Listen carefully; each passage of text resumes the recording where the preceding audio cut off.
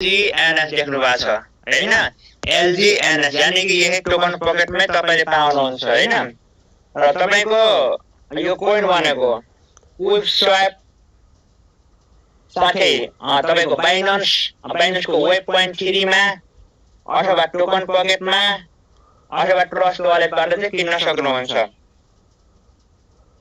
हैन र अब हेर्नुस् यहाँ त्यो किन्न सक्नुहुन्छ र अब तपाईले मानिलिनुस् म तपाईलाई पहिला पनि भनिराखेकै हो हैन एनी हाउ पैसा कमाउनु पर्यो हाम्रो फोर्सको यानी कि CES टोकन छँदै छ है र त्यो पनि चाहिँ 10 मईको लन्च हुन्छ नै हैन किनबेचको अनि गएर त्यसपछाडी गएर बिट फोर्सको र बिट फोर्समा तपाईलाई थाहै छ मेरो लगानी 5.5 लाख रुपैयाँ छ हैन बिट फोर्समा र त्यसको आशा छ एकदम यार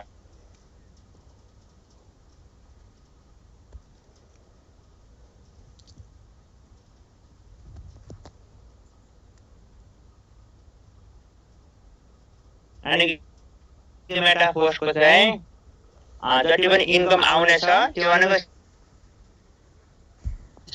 सम्म लाग्छ त्यो भनेको चाहिँ एउटा ब्लकचेन यानी कि ब्लकचेन चाहिँ मेटावेलको आफ्नै ब्लकचेन हुनेछ त्यो बिट फोर्समा हैन त्यो बिट फोर्स मेन ब्लकचेन हुनेछ है जसम्म मलाई लाग्छ र अफिसियल अपडेट त्यस्तो त आएको छैन तर पनि चाहिँ मलाई लाग्छ कि मेटावेलको बिट फोर्स नै चाहिँ ब्लकचेन हुनेछ आफ्नै ब्लकचेन हुनेछ है र सोच्नुस् कि जोसँग 100 बिट फोर्स पनि हुन्छ या फेरि तपाईको 50 वटा पनि बिट फोर्स हुन्छ भने त्यो करोडको भ्यालुमा जानेछ हैन किनकि तपाईको 50 वटा बिट फोर्स तपाईसँग हुनु भनेको फोर्सकोइनको लागि फोर्सकोइनको अगाडि हैन 50 वटा बिट फोर्स तपाईसँग हुनु र फोर्सकोइन तपाईसँग हुनु भनेको हैन 50,000 बराबर हो के फोर्सकोइन 50,000 बराबर हो के 50 वटा बिट फोर्स भनेको यसरी क्याल्कुलेट गर्नुस् र फोर्सकोइनको मूल्य 50,000 जोसँग थियो त्यसको करोडौं रुपैयाँ भएको करोडौं रुपैयाँ हैन 10 15 20 करोड कति भएको है र त्यहाँबाट अन्दाज लगाउनुस् कि बिट फोर्सबाट चाहिँ कति ठुलो धमाका हुने वाला छ हैन अब त्यसपछि गएर यहाँ हेर्नुस् यहाँ तपाईको यो LGNS कोइन छ यो LGNS कोइन यो LGNS कोइनमा हेर्नुस् यहाँ हामी देख्न सक्छौं यहाँ हेर्नुस् है तपाईले सिम्पल रूपमा यहाँ एडी 20 वटा कोइन राख्नुहुन्छ भने चाहिँ तपाईको सिधै यो 1 वर्षको लागि राख्नु भयो भने $7,510 हुन्छ है 20 वटा कोइनको 6 महिनासम्म राख्नुहुन्छ भने तपाईको $1,552 हुन्छ 1 महिनाको लागि राख्नुहुन्छ भने $383 हुन्छ तर एक कुरा हेर्नुस् जस्तै अब तपाईले यहाँ चाहिँ राख्नुभयो स्टेकमा राख्नुभयो हैन यो स्टेकमा राख्नुभयो है यो चाहिँ स्टेकमा भयो हैन तपाईको चाहिँ कति छ त रेट यसको भ्यालु भनेर यतापट्टिबाट यहाँबाट हेर्न पाउनु भयो हैन र तपाईले अब यहाँ चाहिँ यो अनस्टेक गर्नुभयो मलाई चाहिँ हैन राख्नु छैन म चाहिँ फटाक निस्कन्छु म यो कोइन बेचेर निस्कन्छु बाहिर आउट हुन्छु भन्नु छ भने चाहिँ तपाईले अनस्टेक गर्नु तपाईको पुरै पोर्टफोलियो निकालिदिनुस् कोही टेन्सन छैन हैन कोही टेन्सन छैन 1 सेकेन्डमा चाहिँ तपाईको चाहिँ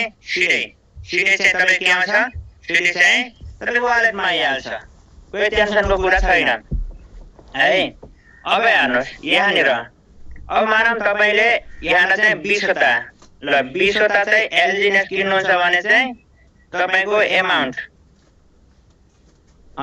कति लाग्छ वेट गर्नुस् है LGNS ल हेर्नुस् है ल LGNS को अमाउन्ट कति लाग्छ $14.72 पैसा छ एक LGNS को 14.72 into 20 and 294.4 भनेपछि चाहिँ 40-41,000 लाग्ने भयो। वर्षमा चाहिँ तपाईको यसको सिधै $7,000 देखि $8,000 भनेपछि तपाईको कति हुने सम्भावना हुन्छ त? ल 8,000 आनम 8,000 145 हान्दा पनि 11 लाख 11.5 लाख तपाईको इजिली हुन्छ हैन? र त्यो इजिली हुन्छ। तर तपाईको यो त होइन, तपाईले के मैले वर्ष नै राख्नु पर्ने होइन। अब तपाईले 3 महिनामा कति प्रफिट भयो, या 5 महिना कति प्रफिट भयो, महिनामा कति प्रफिट भयो, हप्तामा कति प्रफिट भयो हैन? अनि प्रफिट मात्र निकाले पनि भयो, या तपाईको सबै एमाउन्ट साउको बाउ पुरै निकालिदिए पनि भयो हैन? तर 7 देखि 8,000 प्रफिट लिनकै लागि चाहिँ तपाईले के गर्नु पर्यो, त्यो एमाउन्ट चाहिँ त्यो नचलाएर चाहिँ त्यो कम्पाउन्डिङमा राख्नु पर्यो हैन? अब हेर्नुस्, त्यो कसरी हुन सक्छ? यहाँ कोही भगवान कुबेर त छैनन् फेरि। यस्तो सिस्टम त जहिले पनि जान सक्छ सर, हामीले देखेको भन्नु होला फेरि हैन? सिम्पल लजिक यहाँबाट बुझ्नुस्। अब तपाईले 20,000 किन्नु भयो, 20,000 कोइनको भ्याल्यु 3 महिनामा भ्याल्यु कति हुने हो नहुने हो त्यो चाहिँ तपाईको चाहिँ त्यो कोइनको रेटमा चाहिँ भर पर्छ, कोइनको डिमान्ड सप्लाईमा भर पर्छ हैन? तर तपाईसँग नबेच्न भनेको 40 वटा कोइन हुन्छ है, अनि 2 वटा कोइन हुन्छ हैन? र त्यो 40 वटा कोइन भनेको अब तपाईको हेर्नुस्, आज ल ठिक छ $14 चाहिँ तपाईको 74 पैसा छ अरे हैन? त्यो डबल हुन्छ अरे पैसा हैन? त्यो डबल भयो अरे। अनि यदि $14 74 पैसामा नभएर तपाईको $10 मा आयो भने, $5 मा आयो भने हैन? त्यो सिनारीमा के हुन्छ त? म तपाईलाई सिम्पल, अब 20,000 कोइन किन्नु भयो तपाईले, 145 भनेको चाहिँ 20,000 इन्टु 14.74 सकेर हैन? 14 ओके ल ठीक छ हैन? 20,000 कोइन किन्दाखेरि ल के 40-42,000 हैन? अब 20,000 इन्टु 1 वर्ष राखिदिनुहोस्, तपाईको 27 गुणा कोइन आउँछ। 27 गुणा कोइन आउँछ के? 27 गुणा भनेको 540 वटा कोइन आउँछ। 540 वटा कोइन आउनु भनेको हैन? यो चाहिँ कोइन हो फेरि। अब रेट कति रहने भन्ने कुरो त्यो भनेको 1 वर्षपछि थाहा हुन्छ। या तपाईले बीचमा पनि मजाले हेर्न पाउनुहुन्छ। तपाईले 540 वटा कोइन भयो हैन? अनि भएर आज त ठिक छ, अब $14 तपाईको ल ठिक छ, तपाईको 72 पैसा होला हैन? यही रेटमै कहिले पनि तलमाथि हुँदैन, यही रेटमा चाहिँ रहन्छ भने डबल भयो, डबल ट्रिपल चौबल हैन? 27 गुणा भयो अनि 7-8 हजार भनेको त 10-11 लाख भयो हैन? यदि तपाईको $14 को ठाउँमा 10 मा झर्यो भने के हुन्छ र? त्यो सिनारीमा 540 वटा तपाईसँग कोइन त हुन्छ नि, $400 त्यसै पनि भयो।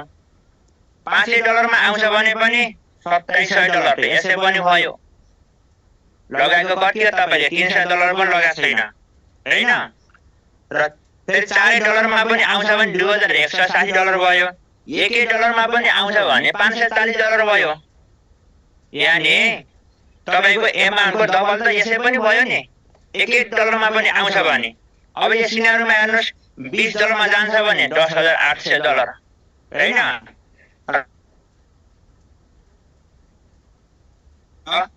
80 मा जान्छ भने $43,200। यति ठुलो रिटर्न लिनको लागि चाहिँ तपाईले रिस्क त लिनै पर्यो नि हैन? र रिस्क त लिनै पर्यो। अब बाँकी तपाईको चाहिँ चोइसको कुरा हो हैन? र म कोही फाइनान्शियल अब एडभाइजर त होइन है, फाइनान्शियल एडभाइजर त होइन हैन? तर तपाईले चाहिँ म यति भन्न सक्छु हैन? प्रोजेक्टहरु धेरै आएका छन् मार्केटमा, प्रोजेक्टहरु धेरै आएका छन् साथी। जस्तै HASAM भन्ने प्रोजेक्ट, यसले पनि 2 गुणा त भनेको थियो हैन? तर 2 गुणा त्यो सिधा भन्नु, त्यो 100 मा 100 भन्नु र हैन? तपाईको चाहिँ त्यो पोइन्टको जो डिमान्ड र सप्लाईको घरमा चाहिँ जस्तै हुन्छ नि त रेट तलमाथि हुन्छ नि त्यसमा धेरै डिफरेन्ट हुन्छ के यहाँ चाहिँ के भनेछ कोइनको रेटको हिसाबले तपाईँलाई चाहिँ रेसियोमा मिल्छ र तपाईँलाई भनेको कोइन भनेको सिधा कोइन भनेको चाहिँ थोरै वेट गर्नुहोस् म तपाईँलाई देखाउँछु र त्यो कोइन भनेको चाहिँ कता गयो फेरि र त्यो कोइन भनेको हेर्नुहोस् त्यो कोइन भनेको चाहिँ तपाईँको त्यो सबैमा बराबर छ र तपाईँको हेर्नु यहाँनिर जब कि यसको रेट भएको थियो मात्रै 40 यानी कि $4 सुरुवात भएको $87.90 पुगिसकेको जब हाम्रो मेटाबोल सिस्टम मेन्टेन्समा गएको थियो तब यो कोइन लन्च भएको थियो हैन अनि 50-60 हजार लगाउनेको 10-15 लाख त पहिले दिइसक्यो रिटर्न है 10-15 लाख त पहिले रिटर्न दिइसक्यो हैन तर हामी भनेको कस्तो मान्छे हो हामी त त्यही मान्छे आफूले आफूलाई अपग्रेड गर्ने मान्छे त हैन हामी हैन अनि हेर्नुस् अब त्यसपछि गएर यसको होल्डरको कुरा गर्ने भने यो कोइन किन्ने व्यक्तिको कुरा गर्ने भने 6,16,000 808 जना 6,16,808 जना हेर्नुस् 6 महिना भित्रैमै महिनाको रेसियोमा लाख जना व्यक्तिले किनिरहेछ के कोइन यति धेरै होल्डर भइसक्यो अनि गएर तपाईको यहाँनिर 91.30.8 मिलियन लिक्विडिटी छ 787 मिलियन मार्केट क्याप छ अर्थात् यो कोइनमा लगानी भएको 787 मिलियन भनेको कति हुन्छ 1 मिलियनमा तपाईको 10 लाख हुन्छ 10 मिलियनमा कति हुन्छ 1 करोड भइहाल्यो हैन 100 मिलियनमा 10 करोड 500 मिलियनमा 50 करोड 600 700 लगभग 800 हैन 800 भनेपछि 80 लगभग 80 करोड डलर त छ नि 80 करोड डलर यसमा इन्भेस्टमेन्ट छ हेर्नुस् 80 करोड डलर भने कति हुन्छ हामी हिसाब गर्नुस् हैन 145 ले हान्दिनुस् अब त्यसपछि गएर यो त भयो लगानी अनि 91 मिलियन लिक्विडिटी छ लिक्विडिटी अब त्यो भनेको के भन्नुहुन्छ तपाईले फेरि सिम्पल बुझ्नुस् आज कुनै पनि प्राइभेट ब्याङ्कहरु खुल्छ भने मार्केटमा आउँछ भने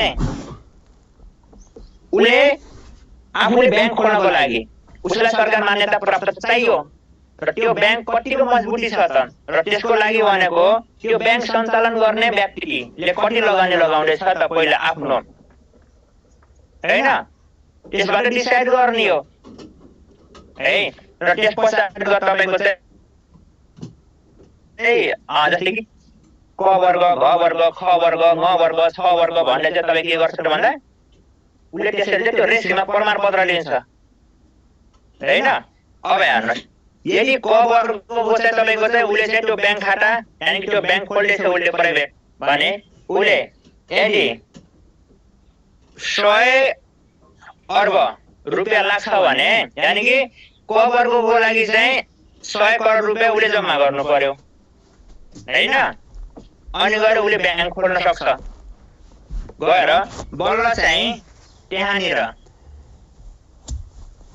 बचतकर्ताहरु आउँछन् पैसा हाल्नको लागि र बचतकर्ताको हो तपाई हामी जस्तो व्यक्ति हो हैन बचतकर्ताको हो त तपाई हामी जस्तो व्यक्ति हो हैन र त्यही तपाई हामी जस्तो बचतकर्ता व्यक्ति थोपा गरेर अर्बौं खर्बौं रुपैयाँ त्यो ब्याङ्कमा जम्मा हुन्छ हैन अनि त्यही अर्बौं खर्बौं रुपैयाँ ठुला बिजनेसम्यानहरुलाई त्यही ब्याङ्कले पैसा दिन्छ उता है अर्बौं खर्बौं रुपैयाँ तपाई हाम्रो पैसा जम्मा भयो त्यही पैसा दिन्छ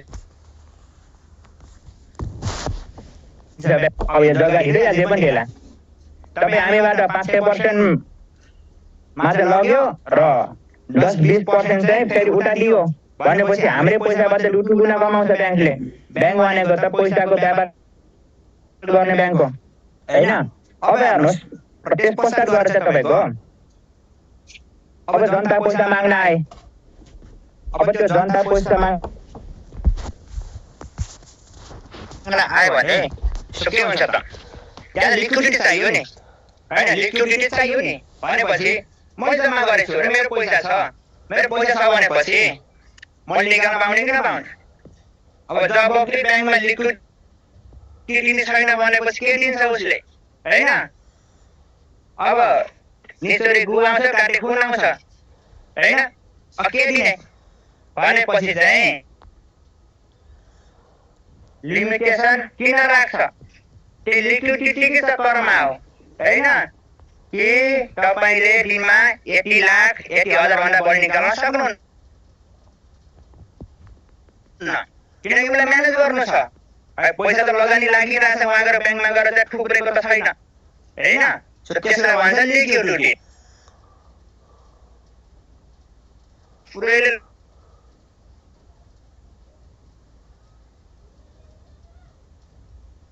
डाउन हुने। ओके, अब हेर्नुहोस् यहाँनिर